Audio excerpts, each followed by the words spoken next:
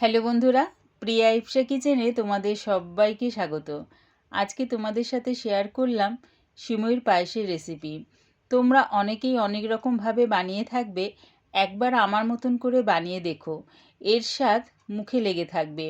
রেসিপিটা ভালো লাগলে প্লিজ আমার চ্যানেলটিকে লাইক ও শেয়ার করে দিও। তবে দেখে নাও আমি এটা কেমনভাবে তৈরি করি। সিমইর পায়েস করার জন্যে গ্যাসটাকে মিডিয়ামে রেখে একটা কড়া বসিয়ে দিয়েছি। তার মধ্যে দিয়ে দিলাম 2 চামচ ঘি।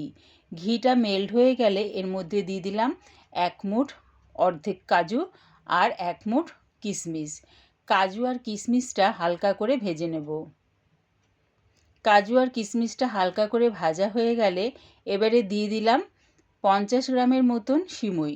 সিমুইটা কিন্তু ভাজা সিমুই, তা সত্ত্বেও আমি একটু ঘিয়ের মধ্যে ভেজে নিচ্ছি।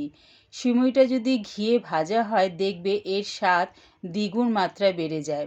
সিমুইটা হালকা করে ঘিয়ের সাথে ভেজে নিয়ে দিয়ে দিলাম এর মধ্যে 1 লিটার দুধ। দুধটা দিয়ে সিমুইর সাথে ভালো করে মিশিয়ে নিয়ে ফোটার অপেক্ষায় রইলাম।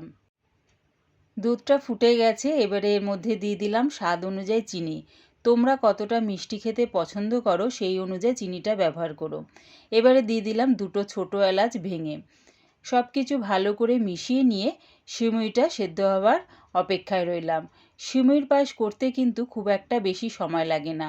দেখো সিমুইটা কিন্তু সেদ্ধ হয়ে গেছে।